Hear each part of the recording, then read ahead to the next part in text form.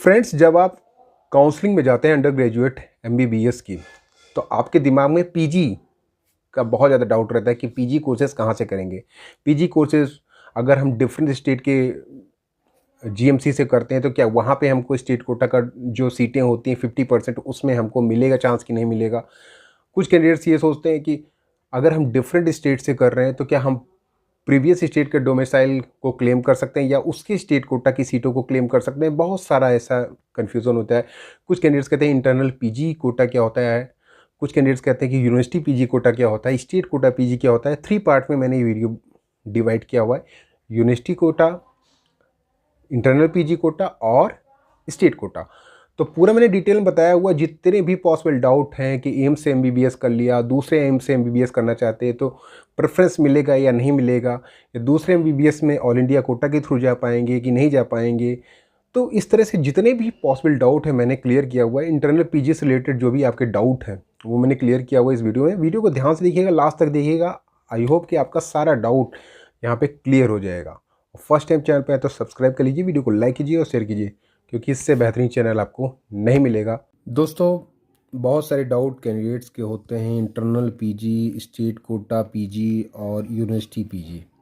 Basically 3 parts में मैंने divide किया है और मैं कोशिश करूँगा कि ये एक्सप्लेन आपको बढ़िया से कर दूँ, जिससे कि आपको जब यूजी की काउंसलिंग पे जाए तो कोई डाउट ना रहे।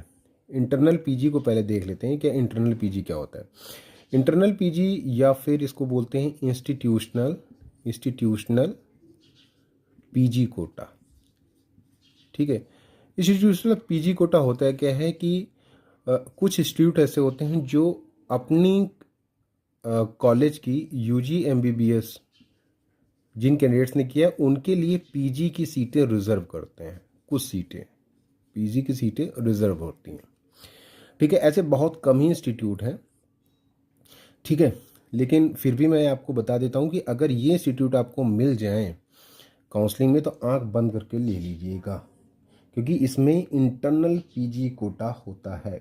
जैसे AIIMS, new Delhi, BHU, AMU, ठीक, एफएमसी। इसके अलावा अगर हम बात करें जिपमर पुडुचेरी, ठीक है। इसके अलावा अगर हम बात करें तो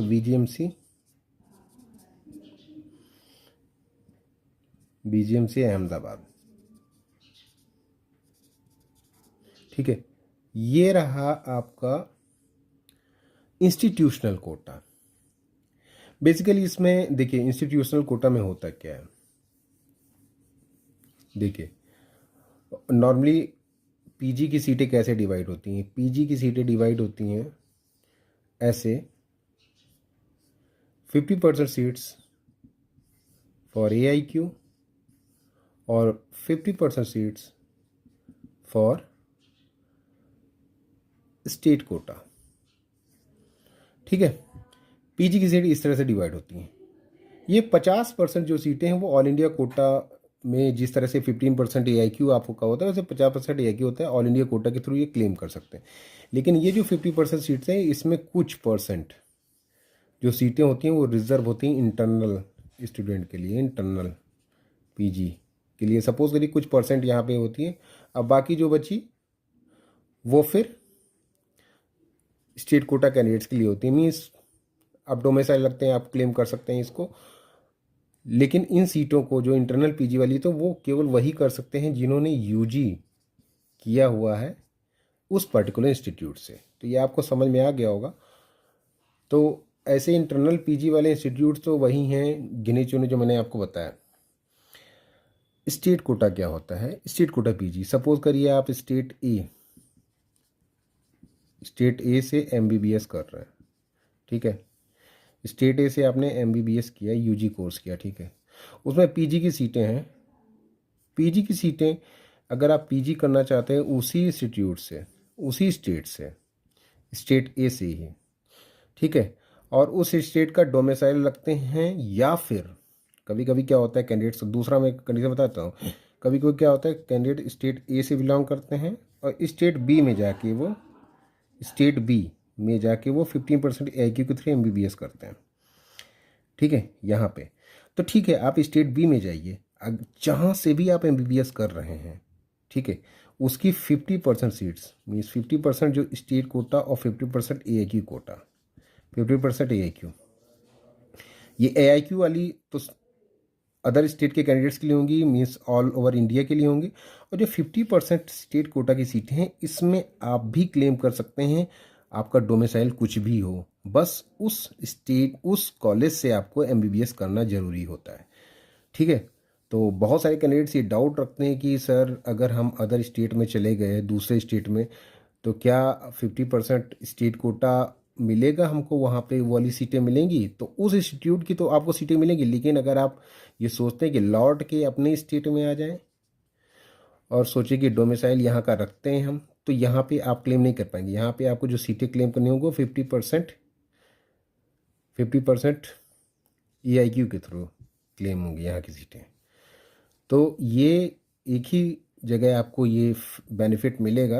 आप में से बहुत सारे कैंडिडेट्स का ये डाउट रहता है, तो इस आप कहीं से भी MBBS करें, आपको उस इंस्टीट्यूट में अगर PG की सीटें हैं तो आपको वहाँ पे मिलेगा, 50% स्टेट कोटा में आपको रिजर्वेशन मिलेगा।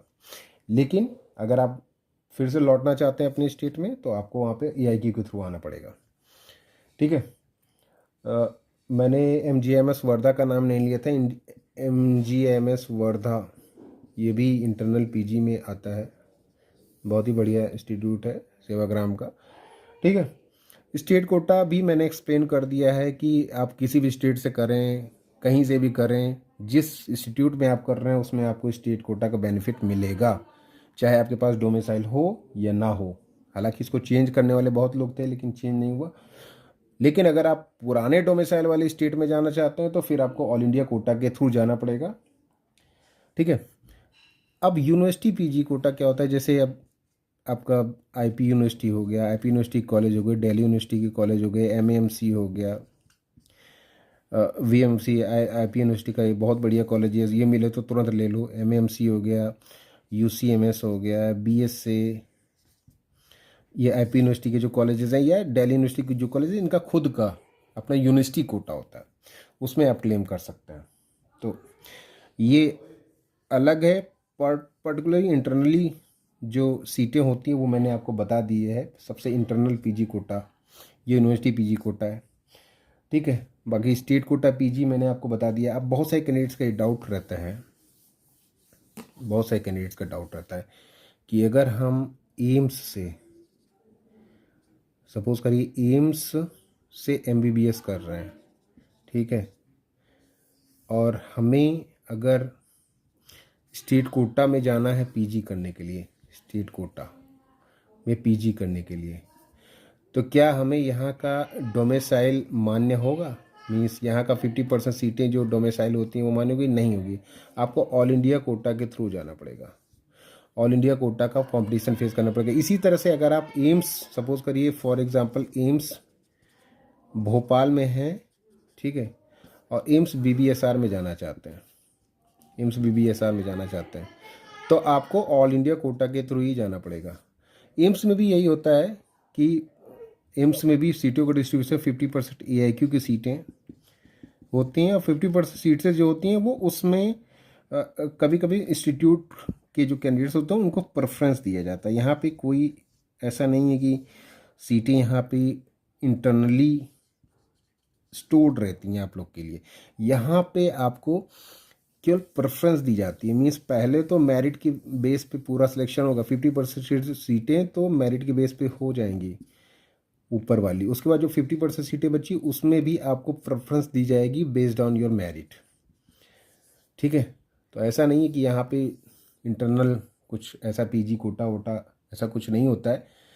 तो बहुत सारे कैंडिडेट्स ये डाउट रखते हैं कि एम्स से MBBS किया या स्टेट कोटा से MBBS किया, फिर एम्स में PG करना चाहते हैं, तो सब ऑल इंडिया कोटा के थ्रू ही आपको करना पड़ेगा। ऐसा नहीं है कि आपको एम्स में स्टेट कोटा नहीं मिलता है। मीन्स एम्स में अगर आप इंस्टीट्यूट, एम्स क्या है? सेंट्रल इंस्टीट्यूट है, सेंट्रल इंस्टीट्यूट है। अगर आप इससे UG MBBS कर रहे हैं तो स्टेट कोटा को क्लेम करने के लिए आपको ऑल इंडिया कोटा के थ्रू जाना पड़ेगा। ठीक है। तो ये बहुत सारे डाउट कैंडिडेट्स के थे दिमाग में, कोशिश मैंने की है। बाकी इसके अलावा अगर कोई डाउट हो तो ज़रूर बताइएगा।